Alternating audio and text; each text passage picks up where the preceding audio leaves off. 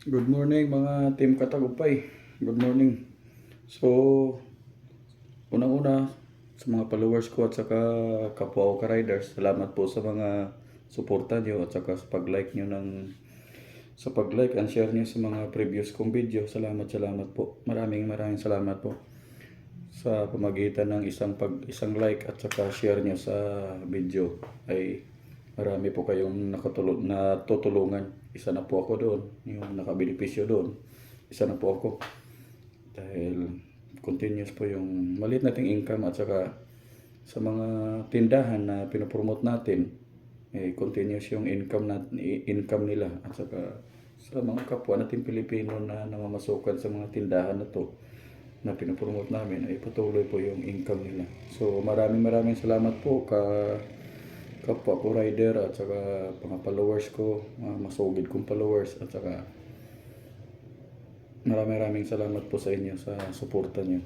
So ito po yung i-share ko ngayon na na gamit na namin. So ito yung manual na vacuum brush sa mga sopa natin o sa higaan natin. Maganda to gagamitin kasi nakakakuha siya ng mga tawag dito. Nakakuha siya ng mga alikabok at saka yung mga himulmul. Ilagay ko yung himulmul dito. May na siya. Ito wala na siyang laman. So nakakakuha siya. Ibabrush mo lang siya sa kung saan parte sa area na yon, higaan, ibabrush mo lang siya. So nakuha niya. Meron namang pero mas maganda rin to dahil ka na sa kuryente, tipid ka na sa kuryente. Pag vacuum ay medyo may kuryente kasi malakas. Hindi naman totally malakas pero gumagamit ka ng kuryente, ito maganda to kasi ma-exercise ka na.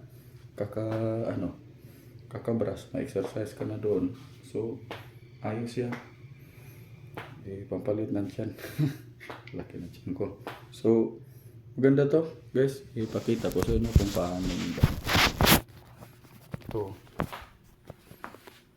Kung makita nyo dito, meron siyang kung makita nyo merong alikabok. Pag i-brush mo lang siya, i-brush mo lang siya yung ganyan yan kahit plastic nakuha niya, kahit plastic ito.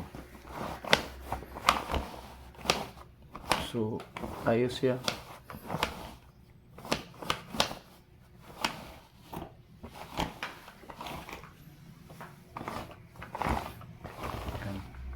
Din madali lang siya nakusang natatanggal.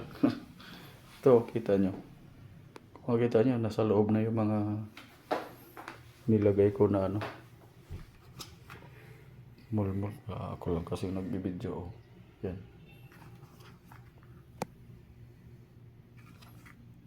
Kita nyo. So maganda, ayos to guys sa mga gusto mag-exercise, manual na exercise, magbabrush. So ayos to. Ito mga labok.